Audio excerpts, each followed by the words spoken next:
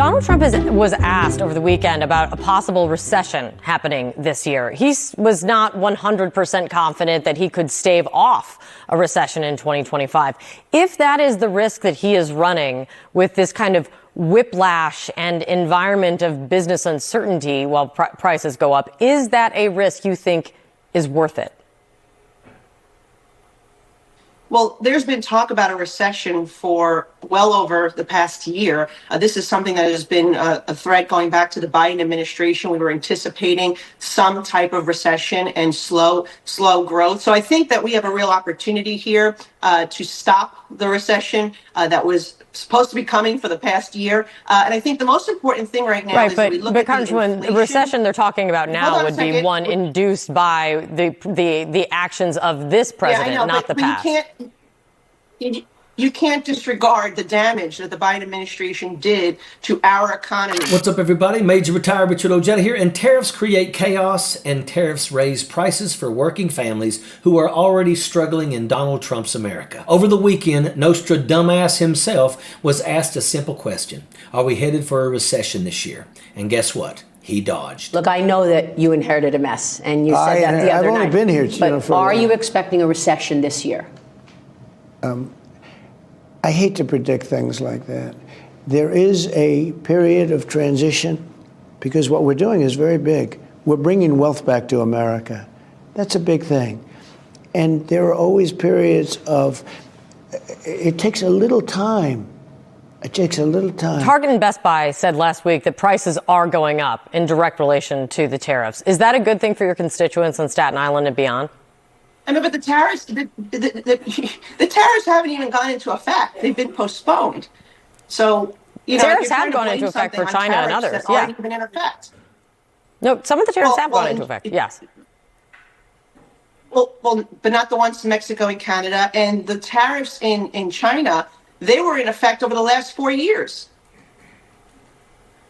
Donald Trump is increasing tariffs on China. Kate Bolduan asked the question that every American across this country should be demanding an answer to, and many are, which is exactly why the Republicans are chickening out on town halls, dodging reporters, and doing everything that they can to avoid accountability for this economic disaster that they're creating. And Nicole Malliotakis, well, she couldn't answer it, because the truth is, they all think that it's worth it. The job losses, worth it. The rising prices, worth it. The economic turmoil, absolutely worth it. Because this isn't a failure of Trump's economic policy. It's a feature. Just like every time one of Elon Musk's rockets blows up. It's not a disaster, it's innovation. Yeah, sure. Want to know who Nicole Malliotakis is talking to? Well, we've seen them.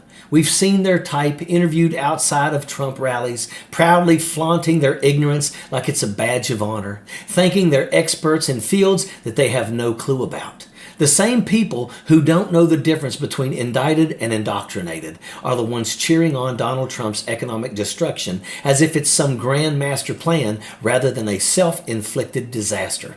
Trump already told us what's coming. People will have to be uncomfortable for a while. There will be an interruption, and people are going to be okay with it. Yeah, right. And Elon Musk? He's outright saying the quiet part out loud. The poor are parasites. Social safety nets like Social Security and Medicare are a problem. We need some kind of population correction. And their excuse? We're cutting fraud, waste, and abuse. Yeah, sure you are. They call struggling families parasites while giving billionaires tax cuts. They scream about socialism when it helps regular people but happily hand out billion-dollar bailouts to corporations. They say they're looking for waste while cutting veterans' jobs and slashing Social Security. So is it worth it? To them, it is. Because this is how the scam works. They crash the economy, they blame someone else. And Malliotakis sat there on CNN and defended this because she doesn't serve you. She serves the people profiting off of your suffering. This isn't just incompetence, it's a plan. And making excuses for why everything bad happening under his presidency is somehow Joe Biden's fault. And Trump, he eats it up. Why does Donald Trump insist on playing the hero and the victim at the same time? He wants to take credit when things go well, but the moment reality crashes down, suddenly none of it is his responsibility. You can't disregard the damage that the Biden administration did to our economy with their regulations, with their inflationary spending, with the interest rates that have skyrocketed because of his policies. You can't negate that. Let's be clear. Donald Trump has every conceivable advantage right now. He's got the executive branch. He's got the legislative branch. He's got the Supreme Court. There's no Democratic resistance stopping him from implementing his agenda. And yet, he's still out here whining, blaming Joe Biden and the Democrats for his own economic failures. Talk about a spineless worm. If Trump wants credit for fixing the economy, why isn't he out there proudly owning the fact that he's slashing veterans' jobs? Why isn't he bragging about gutting food stamps? Why isn't he celebrating how he and Elon Musk are dismantling government services that millions rely on? Or is that Joe Biden's fault too? Yeah. It's funny how Donald Trump will happily take credit for things that he didn't do, but refuses to own up to the damage he is actually causing. And Maria Bartiromo, she just nods along, pretending that Trump inherited a mess rather than the booming economy that Joe Biden actually built. Instead of holding him accountable, she gives him a stage to spin his delusional, self-serving narrative while his administration wrecks the stock market, kills jobs, and slashes benefits for working people. And guess what? The suffering is only beginning. Because while Trump is out here playing make-believe, Elizabeth Warren is calling out the real problem. When I win, I will immediately bring prices down starting on day one. That ain't true.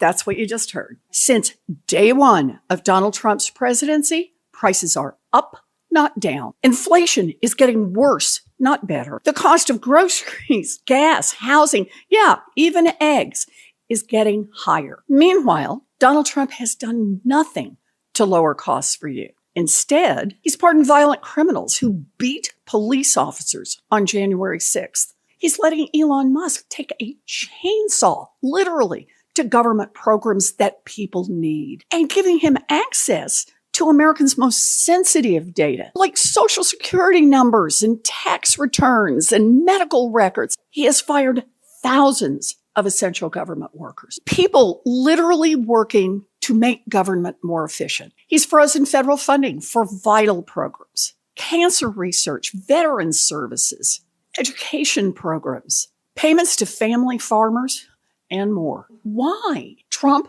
Musk, and Republicans are taking away vital services from you so they can fund tax breaks for billionaires like them. The Republican plan is simple. Families lose, while billionaires win. And that is the truth. Elizabeth Warren is one of the few politicians actually telling the truth about what's happening.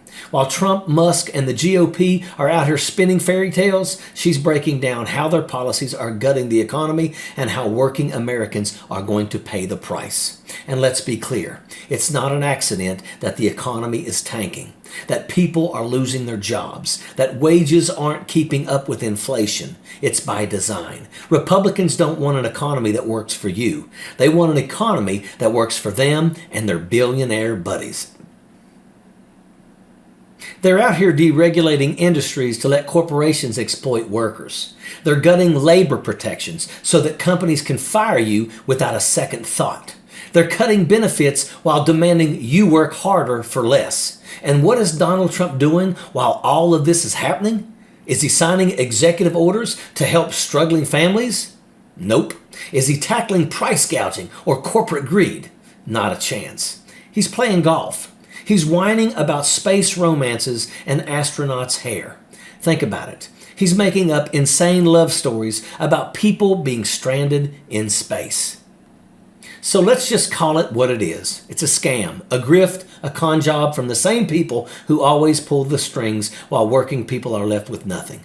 This is the America that they want, a country where billionaires get richer, where working class Americans are told to suck it up, and where politicians like Malliotakis and Bartiromo keep selling the same tired lies. And if you're not pissed off yet, you're not paying attention. And that is an absolute fact. Sappers clear the way, airborne all the way.